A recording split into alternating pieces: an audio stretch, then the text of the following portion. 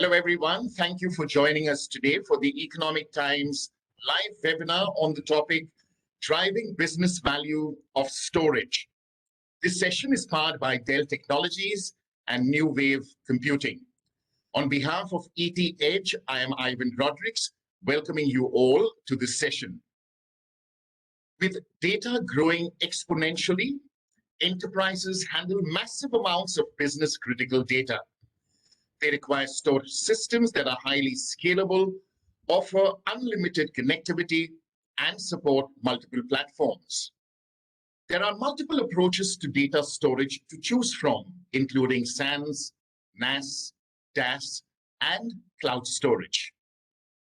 In the era of digital transformation, organizations of all sizes are challenged to meet higher performance, agility, availability, and scalability requirements, while staying within strict budgetary constraints. Adapting to the demands of digital transformation is not a choice anymore, at least for the organizations moving towards data-centric business models. To best support the business on its digital transformation journey, IT must be able to respond faster to take advantage of changing market conditions and new business opportunities and enable increasing use of big data and analytics, more personalized interaction with customers, round-the-clock operations, and better use of innovation to drive competitive differentiation.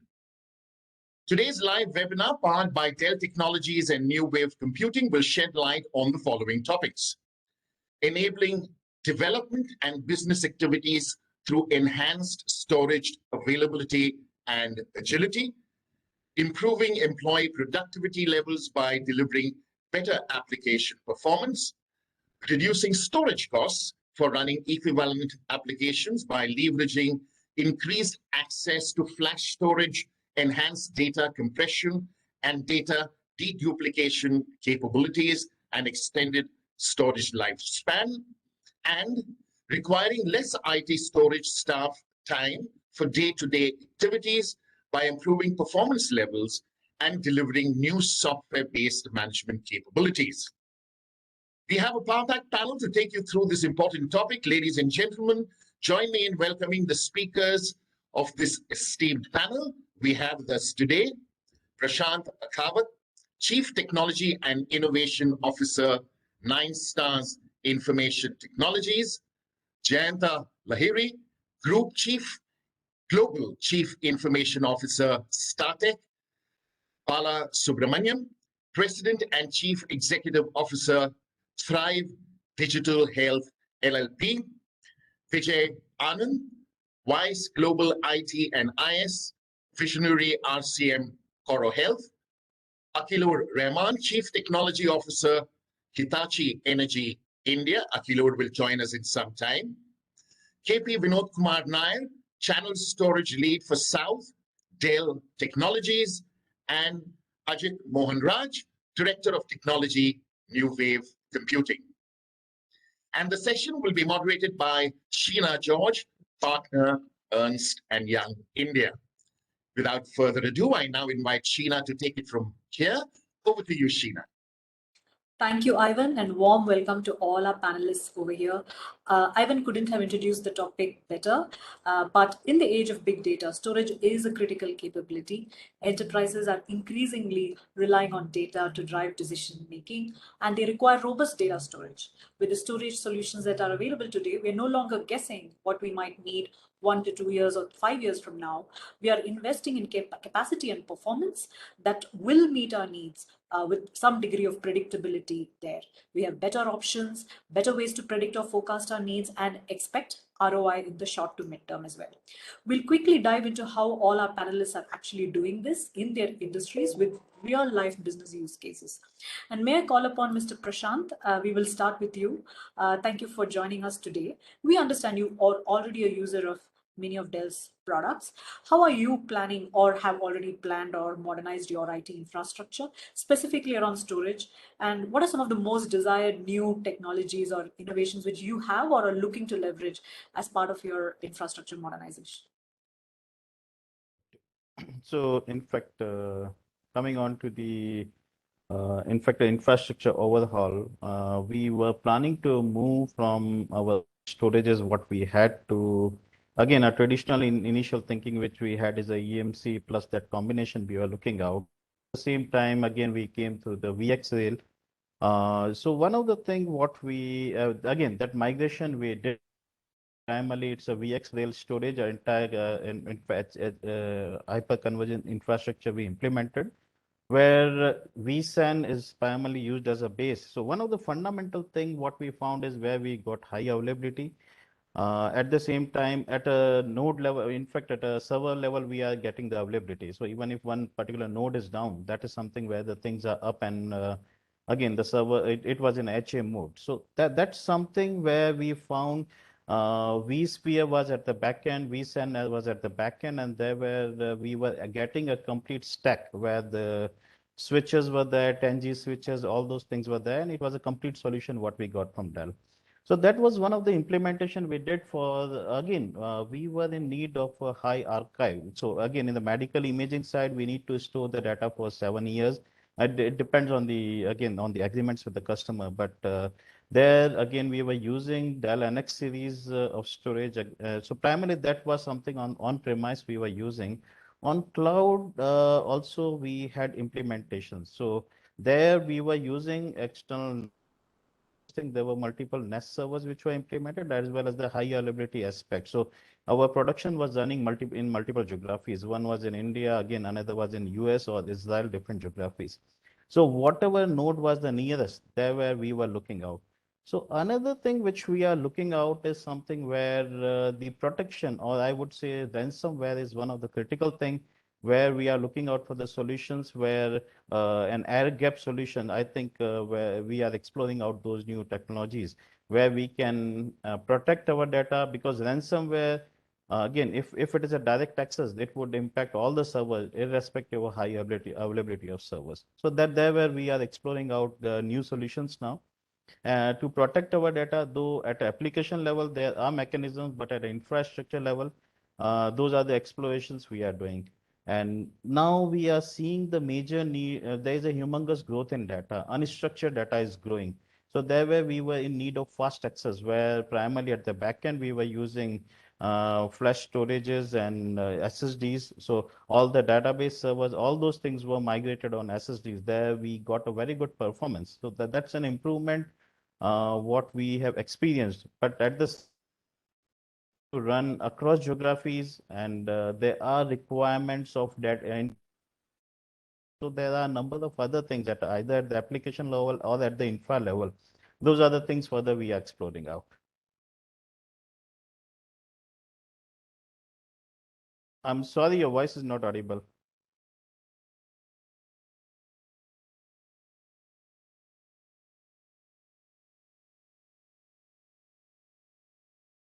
Is hello?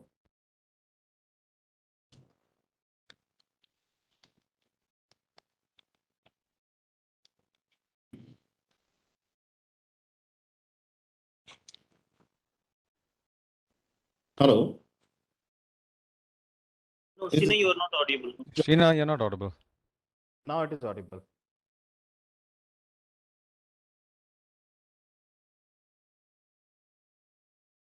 Sina, you are speaking on mute.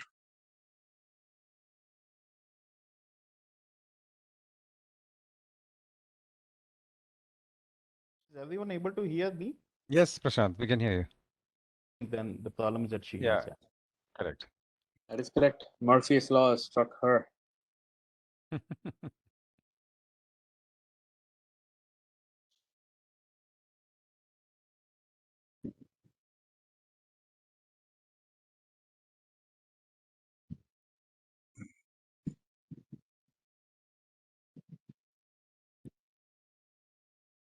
Nope, not yet. Oh, yeah. I think we lost him. So, Sheena, you might want to try logging in back. That might help. so indeed, I think in the meantime, primarily what we are looking at, another thing is onto the blob storages because we are getting humongous amount of flat files. And again, to replicate those flat files or something, it takes number of days. So there, the block storage level application and those things we implemented out because otherwise it was not possible. Even there were challenges there. And in the medical imaging or in any field today, we see flat files are something which are increasing, or the JSON or the XML files. There where we are looking out at the blob storage implementation and for the fast retrievals. And I think across the industry, AI and those needs are there. And there we require very fast access near the real-time analytics of the data, what we are getting. And I think across the industry, security is one of the generic concern which everyone is having. I think probably even everyone can provide insight that. But yeah, there's a more of a air gap solution. That is something which we are looking out and evaluating. Probably Sheena should be able to join up.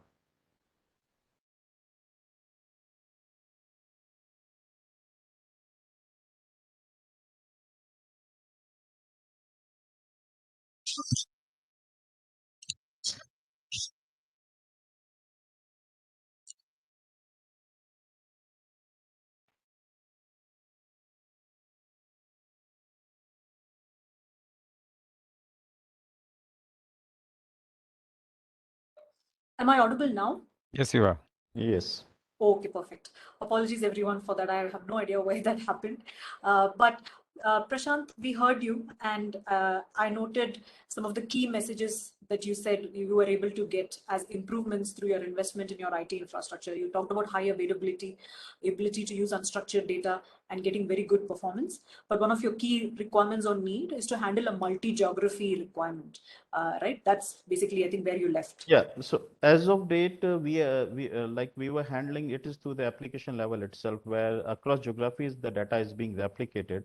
But at the same time, I think at the storage level also, again, the cost of ownership and other things also comes in picture there. We are evaluating out the options.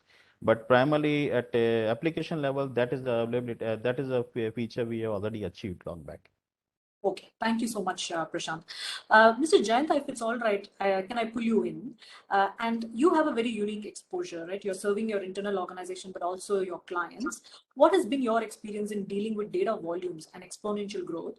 Some of the challenges that your clients are facing, and what kind of solutions you've implemented, specifically in the area of storage, both from an internal and a client angle? Absolutely. Thank you for having me on the call here. Really appreciate. The storage architecture or technology is really very important for entire IT technology stack. And pandemic has actually given us a lot of lessons. For last almost 2 years, more than 80% of the employees across ITS companies have been working from home, and that has actually put additional pressure or performance expectation on the storage part. Be it application, be it availability, be it backup, restore, and everything. And to that, storage mix, as people are working from home,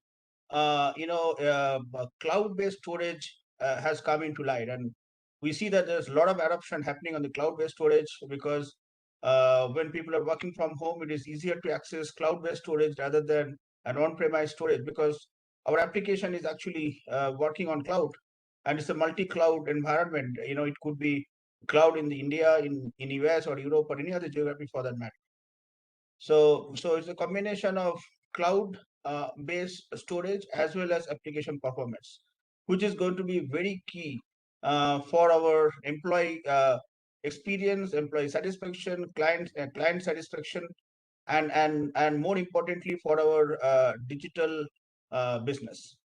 At the same time, there is one more requirement which keeps coming up with the huge access of cloud, that every client or every business is looking for a pay-per-use model for storage. So everybody wants to know that how much of storage that their company has consumed, be it in a particular geography, be it in across the globe. So that is also another requirement which keeps coming up, that hey, tell us how much of storage have you consumed, and based on that we will pay. So that is another angle maybe our storage leaders like Dell can look at. In nutshell, it is playing a very important role as always, and suddenly the requirement has gone exponentially up, and it is very useful technology for enhancing employee performance and employee experience. Thank you, Jayanta. I think summarized well. Storage, the need for storage, particularly on cloud, has increased dramatically with the pandemic coming in because of work from home and all of the other reasons. And storage plays an important part to improve application performance, and that in turn has a direct relationship with employee and client satisfaction. And you also mentioned an interesting point about the need for pay-per-use model, and I think that's a good segue to bring you in, Mr. Vinod.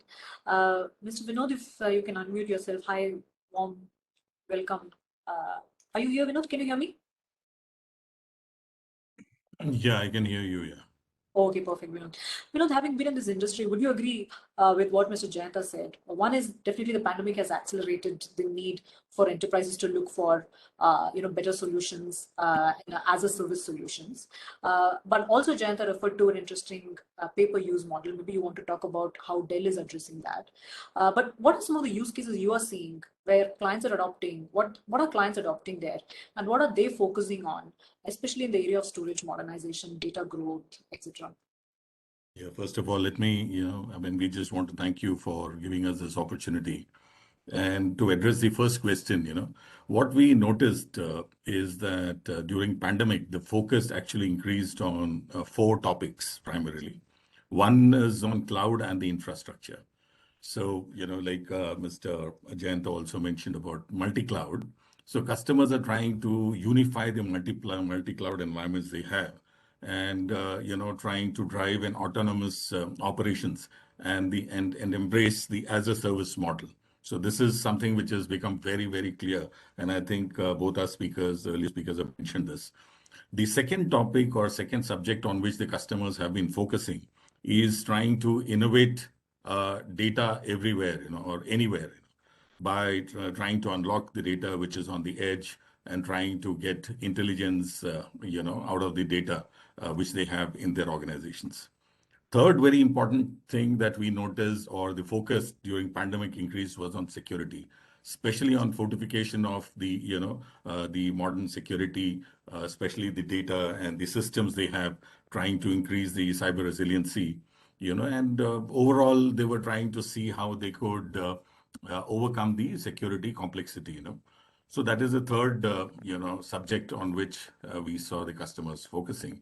The fourth was on people, actually since everybody started working from home. So how do we accelerate the hybrid work environment, protect the data which people are accessing, and ensure that the devices and the employees get a modern and experiences, So these are the four topics, or I would say four areas, which we noticed that the customers are focusing on or were focused on during the pandemic. Now, coming to the second question, second part. So first, let me just try and address the cloud. The adoption of cloud was super fast during this time. I think everybody knows that, cloud adoption was great, and everybody was looking at trying to use pay-per-use model. The third thing was from the data perspective, which I mentioned. So innovation from the data side was also something which people were looking at, because there were a lot of challenges on data in terms of the growth, in terms of complexity of infrastructure, the expectation of the business during these times of pandemics, and the skills issues. So that's from the data perspective, some of the challenges which the customers faced. And the coming to your point of what is Dell doing? What is Dell trying to do in this area? So we have come out with a solution stack to offer as a service model, and we have branded it as Apex, APEX. So that's the Dell's branding of as a service model. So what we are trying to do is that today, if you notice that the customers in the organizations will have data center, they're using multiple public clouds, they have a lot of applications and the data on the cloud. So as a company with the Apex, what we are trying to do is to offer as a service model, which is on-premise, which is adjacent to your public cloud and in the public cloud. So this is the area that we are focusing on. So what exactly is Apex? So there are two components or two pieces of solutions in Apex, which we have. The first one is called the as a service. For example, we are offering Apex Cloud Services. So the Apex Cloud Services, in Apex Cloud Services, we are offering Apex Data Storage Services. We are offering Apex services on the VMware Cloud, Apex on hybrid cloud, Apex private cloud. So that's one part of the portfolio. The second part of the portfolio is called Apex Customer Solutions. So what exactly is this custom solutions? Customer solutions is primarily we're offering something called Apex Flex on Demand and Apex Data Center Utility. Now, when we say as a service model, there is one service which I mentioned, since Mr. Jayant also mentioned about organizations like are looking at having to pay per use. As you consume storage, you pay for it. So there's something called data services model. So what you consume is what you pay for, just like any other public cloud Utility. services. Any other? Sorry. I said just like any other utility model. Absolutely. Any other utility model, you'll have we call it an Apex console. You can see the data storage, what you're consuming, what's the price of the storage that you have, and how much storage you're left with, and what more you need. The complete, as we call, a console, which helps you to orchestrate and, sort of keep a control on your data storage and the infrastructure. That's one part.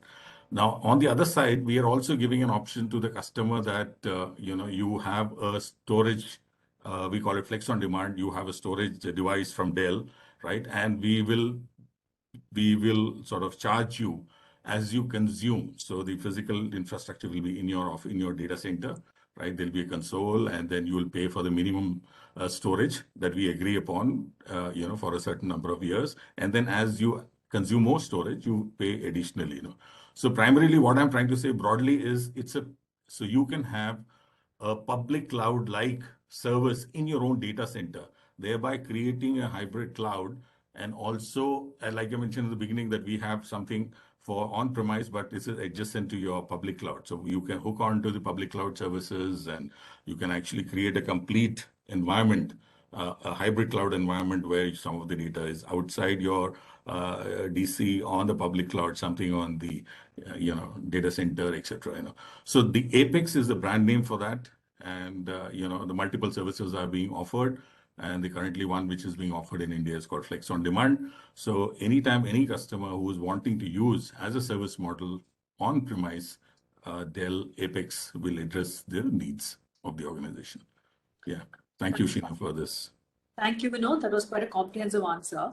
To just summarize, I think what you reiterated, like some of your other speakers said as well, that post the pandemic, there's definitely an increased focus on cloud and infrastructure.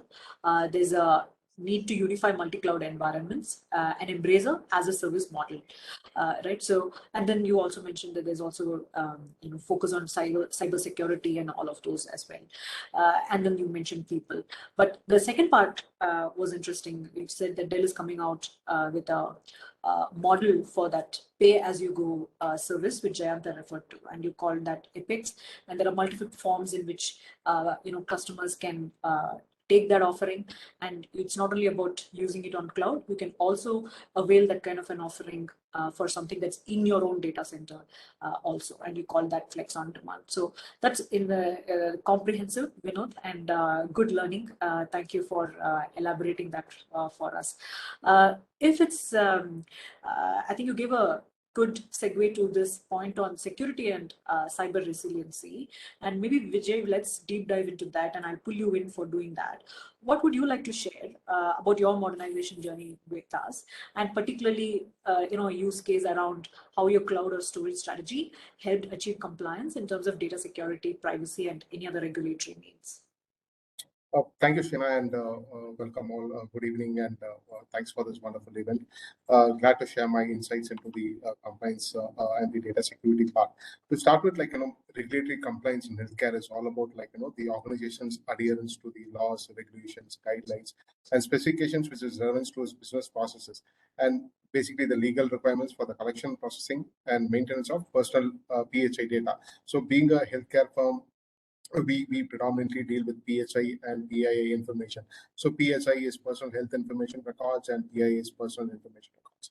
So basically we follow different kinds of security frameworks and guidelines, HIPAA, SOC, ISO 27001, CCPA, NIST, and also to mention high trust. So basically there are three kinds of safeguards what we predominantly look for. One is the administrative, then there's the technical, and then is a physical kind of safeguards. Now, why we do all this is data is very important for us, and security is very important. So basically, we do this to prevent any kind of breach, any kind of loss, theft, or corruption or misuse of data.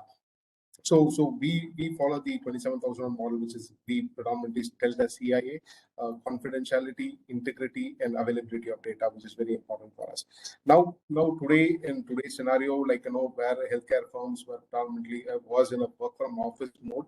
Today we are both in a work from home mode and work from office mode, which is a bit different from what we used to do all these years.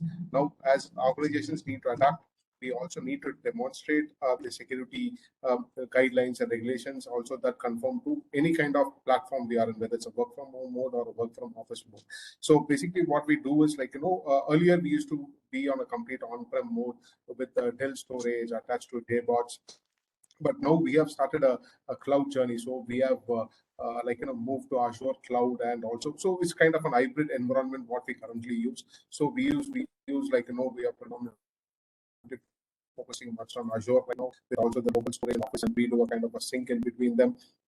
We make sure even users, we have migrated everybody to a kind of a VDI environment where they can store only within that VDI environment, and that data gets also synced locally. So we are also built a lot of security frameworks, deployed a lot of tools in terms of your DLPs, your EDRs, and there's a lot of tools what we have deployed to make sure the safeguards are done to ensure that there is no loss of data. So our key aim is to make sure we have to protect whatever sensitive data is there across all platforms, because these are highly regulatory stuff. And it has been very exciting in the past last 2 years, to move the cloud journey from an on-prem method to a complete kind of an hybrid mode. And yes, we are constantly looking at various frameworks. We are looking at various guidelines to see how we can see and protect the data, because breaches in healthcare areas are pretty expensive. So we rather spend upfront and make sure everything is done. Thank you. Thank you so much, Vijay. That was quite comprehensive. And obviously, I think your industry is highly regulated. We can see that. And this can be very costly price if there is a breach. But you referred to rightly that there is PHI and PI data. And you're looking at safeguards on 3 buckets, which is the admin, tech, and physical area. And you have started a journey of moving to a hybrid cloud model. And you've also invested a lot by building your own frameworks to address breaches, is what I understood. Is there any product offering that you have invested in? Is it more COTS, or is it more customized inbuilt that you have in? So we have taken a mix of different products, in terms of storage, so we have completely moved to a Office 65 framework. We have completely moved to DLP. So we have multiple levels of DLP. So we have a native DLP, we have a full-fledged DLP. So all the data which is downloaded or anything that is viewed is completely scrutinized. We have completely moved to a virtual desktop. So no users can no longer access the local servers. They have to go through a VDI to even access my local servers, which means all the data is stored on the cloud. So that way, we have adopted a mix of different products, and Dell has helped us very much in on the service front, on the Zebra front, and that's what we've been doing. Thank you, Vijay. That was good. Thank you so much for sharing your experience with us. I'm going to pull you in, Bala. Bala, this is your experience. what have you done? And I'm moving away from security and cyber resiliency, and I'm moving more to, drawing insights or mining insights out of your investments in storage. So what have you done in terms of specifically, we could share with us use cases in terms of mining, drawing insights, prescriptive, predictive analytics from your data, and how has that helped transform some real-time decision-making at your enterprise? Absolutely, Shina. Thank you for inviting us all on this webinar. Glad to be here.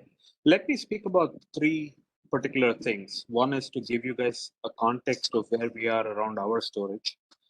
Thrive is part of a very large healthcare family, which has both divisions that take care of health insurance, as well as very large hospital chains. So our data requirement is significant, and we are we've pretty much got every technology that there is to be got in terms of storage, right? From tapes to flash SD drives to flash SANs, NAS, flash NAS, Isilon magnetics, quantum tapes, hybrid storages, and now of course we are also moving towards the cloud journey.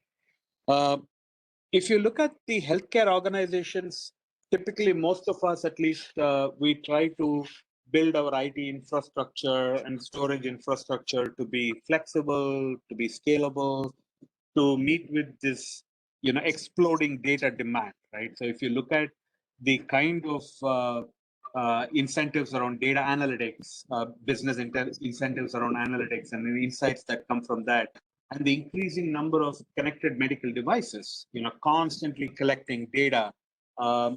The organizations, the main challenge in front of us is how do we store, and consume this data in a manner that is compliant with the variety of regulations, some of which was spoken on the panel, and is also easy uh, and immediately accessible for the authorized users to access. Right? And traditionally, most of the healthcare organizations have shied away from cloud, because most of them, it's more an emotional thing. I think they want to touch and feel. We have our own on-prem data center, out there in the US, and I think recent shifts towards virtualization across the board, including of our storage, has accelerated this journey towards cloud. It's a no-brainer that cloud offers flexible and scalable environments. Some of the big things that we're trying to deal with now as we are trying to move towards the cloud is how do I put together my legacy systems and integrating new systems into the infrastructure, migrating data from on-prem to cloud to back to on-prem, streaming, interoperability, name the challenge, and it is pretty much in front of us. But I think the key aspect that you wanted to know more of was, okay, now we've got this wonderful mix of storage solutions in place. We've got a way in which we have collected data from a variety of data sources in a regulated environment and in a safe environment, and we access it. Now, what do we access it for? I think that is the question that you asked, right? When you look at the kind of uh, data and insights that we get, typically most stakeholders in healthcare, if you look at it, researchers, which is the clinical research that's happening, the hospitals and the physicians, and of course the health insurance companies, right? They're talking about three distinct areas of insight gathering. One is to better understand the clinical context. The second is to prevent, future health issues and focus on the wellness of the various stakeholders who depend on us, whether it is in an insurance company's perspective or a hospital chain's perspective. And of course, to figure out new treatment regimes and new treatment options, right? So things like, for example, disease research, things like, if you look at my hospital chain is very, very big on oncology, right? Cancer is such a debilitating disease big data has completely changed the way we understand the various different types of diseases. We have access to patient information, trends, patterns, and of course, once we have the AI, engines that also help us analyze all of the billions, trillions potentially of data points that we have from cancer patients across, our hospitals and the data available in public domain, that really helps us understand, okay, from a right from an omics perspective, which is the genomics and proteomics, through to the treatment regimes, around cancer, whether it is chemo, radiation, and other drugs that actually work, to how do we figure out what is the most optimal way to enable quality of life and wellness for all these patients. Right. This is just one example of the power of data. Also, I think if you mix flexible, scalable data storage with, let's say, reasoning systems. And by reasoning systems, I think some of our members on the panel also spoke about solutions that figure out specifically how to work with unstructured data and figure out the workflows and improve the clinical quality and speed to treatment and all of those good things, right?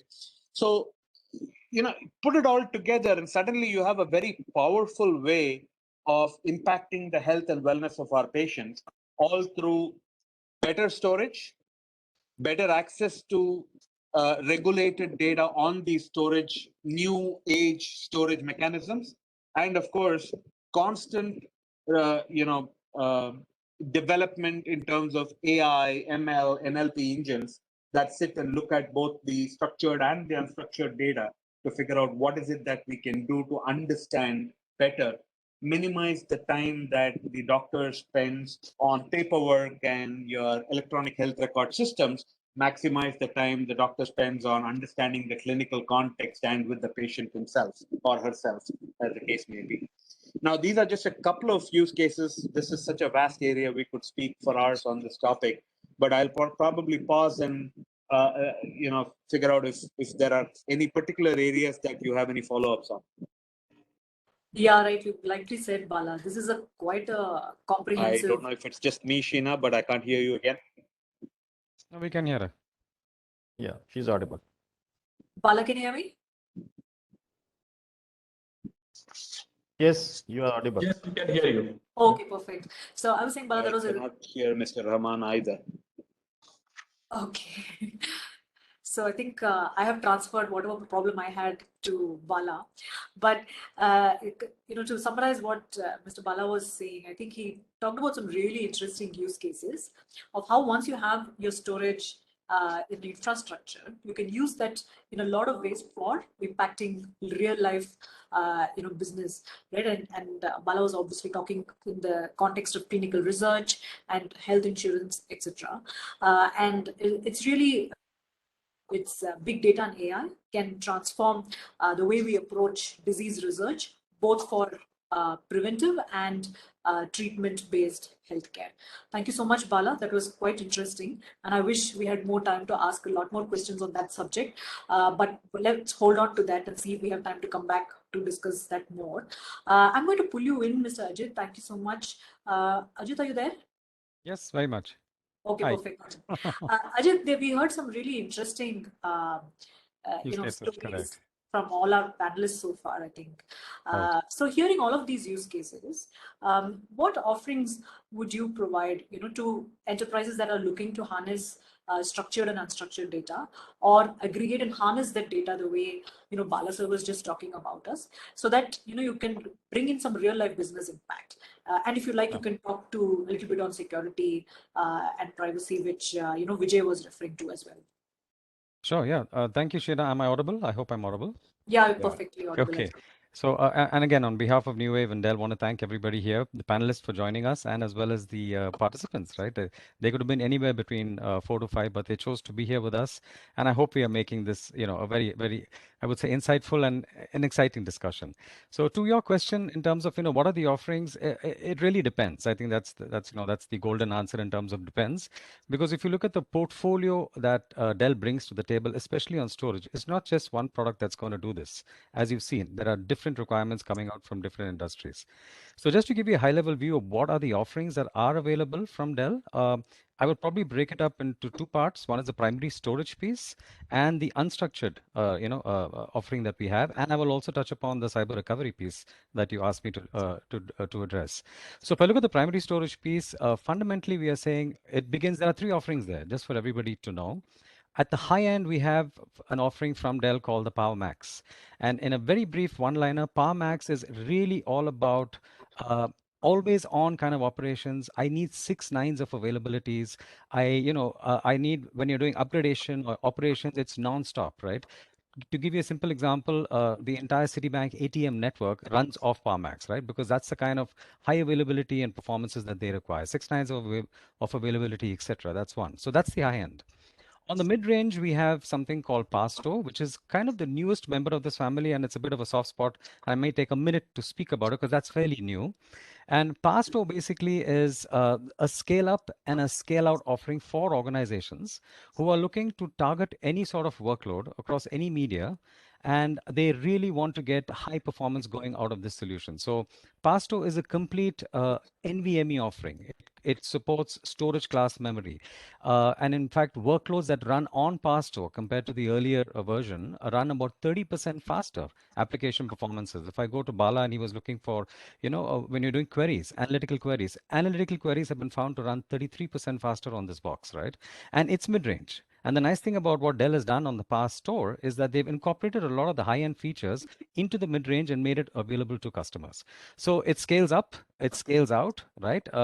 It has data deduplication, all that good stuff in terms of, dedupe, compression, and all of that good stuff is available in Pasto. So I would urge you all, if anybody is looking for, re-looking at some of their storage elements, Pasto could be something that you look at. And of course, for the entry levels, people who don't have that kind of requirement, but still want it, a good sort of a DAS setup to existing servers, we have the Power Vault series from there. So that covers the primary storage piece. So depending on what outcomes and what you're trying to do and what workloads you're running, we'll probably come and talk to you and figure out which of those on the primary storage you're looking for. If I come to the unstructured piece, and some of the panelists are already using some of those solutions, we have, for example, Power Scale, which is our scale out NAS storage, right? Erstwhile known as Isolon, now known as Power Scale. It's been a leader in this scale out NAS piece for, I think, for many, many, many years, right? So anybody who's looking for, people were talking about a lot of flat files. I need to do a lot of crunching, a lot of reasoning over all of that. I need access and quick speeds to, that sort of file content. Well, Pascal is something that we need to talk to you about, because a regular file server will not cut it, right? In terms of the workload that you're doing. And we've also seen a lot of big traction on object storage. So, I think one of the panelists here was talking about, I want to probably store a lot of data on-prem, right? And I may be compliant in a way that I need to have this on-prem. At the same time, I want it to be expensive and as cheap as I can get it on AWS or something, right? So we have an offering called ECS, right, which is our object storage on-premise. And believe me, at a certain price point, we will prove to you that the on-premise ECS is cheaper than your AWS S3, right? Again, what is that use case determining? We'll come and talk to you about that if you're trying to build up this object store, right? And then, of course, very recently, Dell has also brought on the streaming data platform, the SDP, for use cases where you want to do, you want to ingest a lot of data, you want to do reasoning over that data as it comes in, etc. There is an SDP platform to handle the unstructured part. So broadly, from a primary storage and an unstructured part, these are some of the 6 or 7 offerings that are available on storage. And from a protection point of view, we also extend that into Power Protect. So it's not just about having your primary storage and keeping it highly available, but can Dell also extend a storage solution to me around all of this? And the answer is yes, it's under the banner of Power Protect. And that's a discussion for another day, right? And the last one is on cyber recovery. I think Jayanta was speaking about it. Yes, we do have, we recognize that, ransomware is there. And everybody was thinking that production systems are the ones that are getting targeted, and nobody was too worried about the backups. But as you all know right now, I think the ransomware guys have gone one step ahead of everybody, and they're actually targeting your backups first. Because the whole idea is that some of the customers were not coming to the negotiation table because they thought that, okay, I'm not going to pay the ransom because I have a golden copy on my backups. And when they go there and find that's also also got encrypted and ransomware, then they're in trouble. So Dell has a beautiful solution called the Cyber Recovery Solution, or CRS, where in a nutshell, it's about creating this air-gapped backup solution, right? Where every night it sort of syncs up with your primary backup environment that you have, and then that link is actually dropped. There is no absolutely connection between your primary backup scenario going on and the cyber recovery vault that you have set up either on premise or in the cloud. And the nice thing about the vault is that once I get that data every night from your primary backup, I also run, there's a software that we run on top of it to look for indicators of compromise in the backup set. And if we do find that there's been a change from yesterday and today, right, we immediately sort of inform the SOC team to say, hey, there's something going wrong in your production because we've noticed these changes in these file sets, right? So CRS is a beautiful solution targeted specifically to ensure that you have a golden isolated backup copy set, because you want to protect that, because with that you can then probably not pay the ransom and do a recovery from this, right? So that's just a quick summary of, what are the offerings available. Like I said in the beginning, it depends what you're trying to get done. And it's as a partner, just want to let you know that we actually do these workshops with customers to try and understand what you're trying to get done, and then build out the business case for you, because at the end of the day, any expense on this, it's got to justify. Even in today, it's even worse. We find that any expense, even an entry level storage, needs to be sort of justified out, right? So we help you build those business cases, run pilots, and then we do production rollouts with you, and sometimes customers call us back after 3 to 6 months to do an optimization check. So I would say even the role of us partners over the last, I would say, 4 to 5 years has changed. No more companies expect you to just come and rack and stack the storage and walk away. No, it's not just the racking and stacking. They want you to be a partner with their team. They want you to come and do use case and business case discussions. So that's actually a change that we have seen over the last 5 years as a partner for Dell. So that's the offerings, and that's just a quick summary on the offerings from Dell on the storage side. Very nicely articulated, Ajit. Thank you so much. That was like a quick training capsule. 2 minutes or 4 minutes, yeah. On Dell's offerings, but very nicely articulated. You talked about a high-end storage offering called PowerMax, I think a mid-range Power Store entry-level options, and also I liked how you talked about some of those other pieces like Power Protect and resilience in the area of cyber resiliency. Thank you so much, Sure. Ajit. That was very well articulated. I'm going to pull you in, Mr. Akilur, if it's all right with you. We heard a lot of interesting stuff and a lot of options from a storage perspective, which companies like Dell are offering. And Mr. Ajit will implement it beautifully to scale, right? Depending on what you need, and all of that. Now, we're hearing that there's a lot of growth of edge computing, and there will be more and more IoT coupled devices. There will be AI driven initiatives that will be the order of the day. We are hearing about more and more AR, VR, and the metaverse and all of that. Now, how are storage offerings going to cope to address these kind of workloads from your perspective? Yeah, thank you, Sheena. I just heard Ajit also talking about how they are addressing the storage. So when we see the IoT paradigm, I think the digitalization IoT. So I'll take the example of manufacturing industry, where Yes. the automation, sensorization, and digitalization have been there. Especially in energy domain, if I talk about, it has started in 1995, started with sensors and all. There are huge number of sensors, thousands of different type of sensors, different time granularity of data there. Some sensor you have to capture the data every second, and there are thousands of sensors, and they are distributed geographically, in a large plant or in a state or in a country where we talk about our running our power system as a grid, one grid. So here, edge computing, when we say this was also there earlier. We had the edge computing, but that was standalone kind of device, and we used to store the data. And you also have the event recorder, disturbance recorder, where you capture all this data. But now, looking at a very complex system, and including the threat of cybersecurity issues there, and how do you have those data backed up? That is one thing. That's the primary thing. We say that backup recovery is very important, and especially in a manufacturing industry, process industry, for example, chemical plant, refinery, where you have not just the discrete data coming from discrete devices, but also you have the entire process of chemical reaction going on. So that algorithm, that equation, that metadata, that that also has to be stored.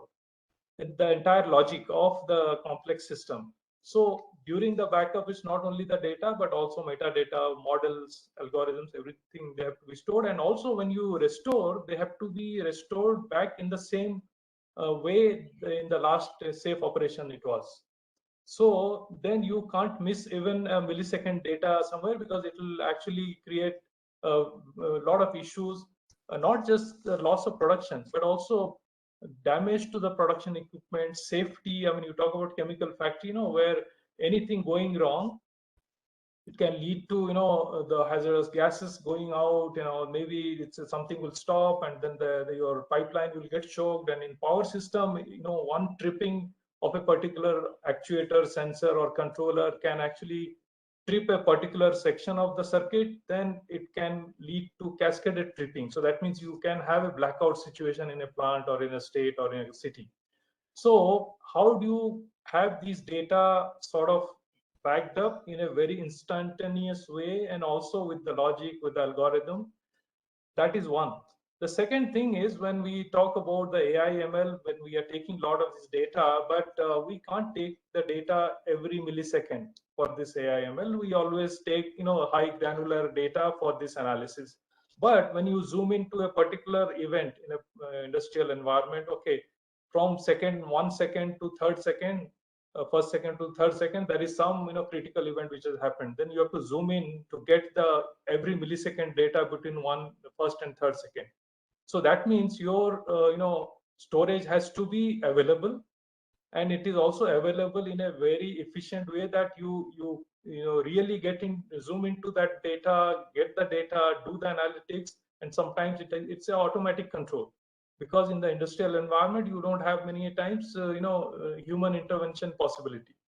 The algorithm, the logic has to run, taking this data and then taking some action in the system, whether it's a robot or machine or whatever way it is operating. So I think it's the storage is very important, although it's not seen. It's at the back end, very important to restore. And also from efficiency point of view, I mean, we may have all these automation, everything in place, but if something happens, then how do you restore back? The other thing, important thing in the industrial paradigm, manufacturing domain, is that compared to the IT domain, where it is confidentiality, integrity, and availability of data, which is very important, right? In that sequence. In manufacturing, it is the reverse: availability, integrity, and confidentiality. Because availability, because it can lead to a lot of safety issue, hazardous condition in the plant. So then the data also has to be available that way. It's not just protecting the data, but also availability. It should be available immediately. I think that way it's very important as we go with more and more data and different type of data. It's not only we are talking about the structured data. We are talking about the image, the thermal imaging of a particular machine or sensor, actuator, robot, and also looking at the entire let's say state or country energy forecasting, the weather forecasting, which can actually give you forecasting in minutes, highly accurate forecast. So that way it's important that the data, wherever they are, whether sensor, actuator, machines, robots, edge controller, but you also have to have a replica, because anything fails, it should be a self-healing kind of system to get the data quickly and then make the system running. Yeah. Thank you so much, Akrur. So that was interesting, and you brought in. We were talking a lot about healthcare, and I think you brought in that manufacturing perspective, which was very good, pleasant change for us in the whole conversation. But I think you talked about some important points, right? You're saying that that IoT is already being adopted, and in the manufacturing industry are probably ahead in terms of adopting some of those solutions. And so data retrieval to the milliseconds. Right, restoration of data as quickly as possible, availability, integrity, confidentiality, especially because it can relate to safety in the manufacturing context, and having those self-healing mechanisms would be some of the key aspects that the storage offerings need to cope with to address the workloads. I think that is well articulated and summarized, sir. Thank you so much for your inputs. Now, looks like we are up until the hour, and we won't be able to do the second round of questions which we wanted to do with our panelists. So I'm going to call on you again, if it's all right, Vinod. So Vinod, Mr. Akilur left at a good juncture, right? I think some of the areas we couldn't cover, which we wanted to do in the second round, was on availability, scalability, and disaster recovery. So maybe in your closing thoughts, if you could cover some of these aspects, how is Dell rising up to the challenge, right? In a world where there will be more and more IoT, AI, machine learning, that kind of an environment, how will storage needs rise up to the occasion? And then if you could, next we will call on you again, Ajit, if you could give some closing thoughts on how, as an SI, how is your approach changing to address this kind of a dynamic? Sure. Vinod, maybe you want to get started and then we'll pull in. Yeah.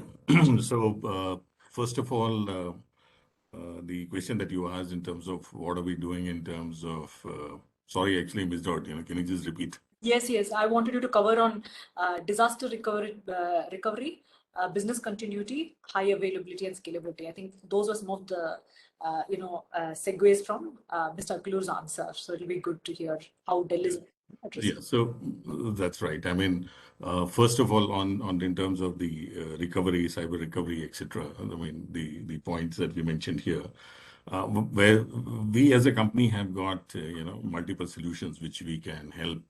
But the biggest topic today has been on data security and cyber security. I mean, and that is where a lot of organizations are very much concerned in terms of ransomware, etc. So we would like to highlight during this session of a solution that we call it cyber recovery solution that we have, wherein what we try to do with that particular solution is just in a simple language, is primarily isolate the data, whether it is physical and logical, right, and preserve the integrity of the data.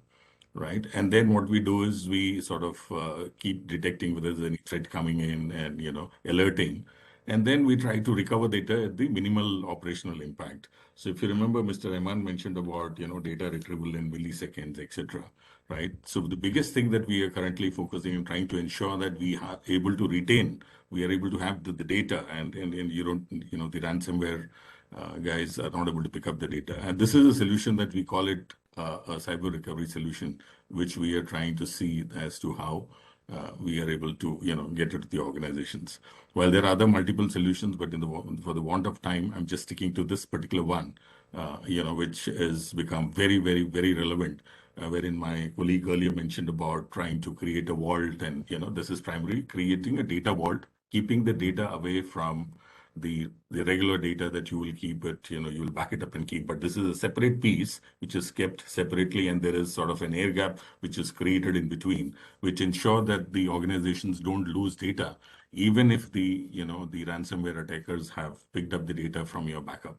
Now, this is something which is being, this is very, very important topic at the moment. So therefore, I just mentioned about this, and for the want of time, I'm actually leaving it at that. Yeah. Thank you so much, Vinod. Thank you so much for answering that. Ajit, do you want to come in with some closing thoughts? Yeah, just a closing thought. Like you said, as an SI, how has things changed for us? Well, we've been a partner with Dell EMC and then Dell for the last 12 years. And over the last, I would say, 5 to 6 years, the approach, like I've seen with customers, is that they want a partner who can come there and do, like I said, not just come and pick up an order, right? Start engaging with us and we have these. It takes us 2 or 3 months to do these use cases, but we start with workshops with them. And just to let everybody know, that is something new that came into our whole approach over the last 6 to 7 years. We do workshops on a technology. It's a 60-minute workshop with the business people in for about 30 minutes, and then we give them a 5-minute break and then get the technical people in for 30 minutes. And the whole idea of that workshop is to give you an idea of what this technology is, what it can do. That's part one. So from an SI, that's what we do first with customers. Second, if you like what you heard, you then come and say, Shreya, can you assess my environment and see whether I'm going to benefit from this? And so we have a professional services team that comes in, does assessments, or sometimes customers are not very clear, to be honest, what they want, right? So we actually sit down and flesh out the use cases in more detail with their teams. And we bring in some of our insights from our other experiences. And that's a use case workshop that we do. Sometimes the customers are very clear what they want, and it's much easier for us to move on that space. So the second phase that we do with customers is use cases and, figure out outcomes that they want to do. And then classically earlier on, customers would say, we want to do a POC pilot, and then we would pull them off, because the third phase, and this is something that we do very uniquely, very few partners like us do it, where we sit down and build a business case with you for that technology, right? In terms of, if you carried on in life without it, this is the kind of money you're going to spend over 3 years. And if you brought this investment in, how much are you going to incur? And therefore, are we able to see some savings? And it's not necessarily IT savings all the time, because, and our experience is, if business is not getting involved here, it's very difficult for efficiency projects of IT to get, to get the green signal. So it's always important to have a business angle coming in for those business workshops. And we do that with customers. That's the third stage we do. And once the business case stands up, then you might say that, hey, I want to test this in my environment, whether certain things work or not. Our team comes and does that pilot, right? So as an SI, we are then doing pilots with these customers. And these are all, I want to repeat again, investments from our side. There's nothing that the customer is investing in at this point. So after the pilots are done, you close the deal, and then our teams come and do the rollouts with the customer jointly. And here's where the difference is. We want to make sure that the outcomes that we've called out are actually being delivered, right? So that's something that we're also being held to at this point. It's not just rack, stack, and walk away. No, we don't do that. And of course, later on, sometimes, like I said, they call us back to come and do a health check or an optimization. So to your question of, how has the role of the SI changed? I think we've become more partner driven. And there are a couple of us who do this, I would say partners across India, not everybody. And we find that makes it a little exciting, because even when we, for example, jump in with a customer and understand his use case, it becomes an insight for me for the next one. So it's great learning, and we pass on some insights and we pick up some learning from him. It's a great way of, as a company, we feel that's the right way to engage. So that's what the change has been from an SI engagement with customers. Thank you. Thank you so much, Ajit. That was very well articulated. I think since it's time and Ivan is probably waiting to be handed the baton back. So summary closing thoughts, what I could take away from this session. Adoption of cloud and hybrid is here to stay. It's going to grow, and the pandemic has made it easier. The second thing which I heard is multiple offerings from a storage perspective. Ajit did a good walkthrough of that, and Vinod also talked about many of how Dell is rising to the challenge of some of those data volume growth or cyber resiliency and security, right? The third thing we heard, I think, is that interesting pay-as-you-go model and the options that are out there, whether you're using cloud or whether it's the storage is in your on-premise data center, right? And lastly, I think what we're hearing is all of this to leverage the ROI from all of these investments. We really need people like Ajit and Vinod to partner with you and not do a rack, stack, and walk away approach here. And I think that's when the ROI and a more long-term vision, so that a lot of the good things which we heard from folks like Mr. Akulur, Mr. Jayanta, and even Bala, right? How do you really leverage your investment to then get real-time insights and real-time business decision making? Thank you so much, everybody, for your active participation and your insights. It was very insightful and very pertinent to the topic. I think we really discussed the topic very well today. Thank you so much, and I will go back to you. Thank you, Sheena, for summarizing the key points and takeaways from this live webinar and for taking us through such an enlightening and engaging session. It was an absolute pleasure to listen to such a fantastic discussion. Before we conclude, I'd like to express my gratitude to each of our panelists for making the time to join us today and for sharing their knowledge and expertise with us. Thank you once again for joining the session on driving business value of storage powered by Dell Technologies and New Wave Computing. We look forward to seeing you all for more such sessions in future. This is Ivan Rodriguez signing off. Have a nice day and stay safe.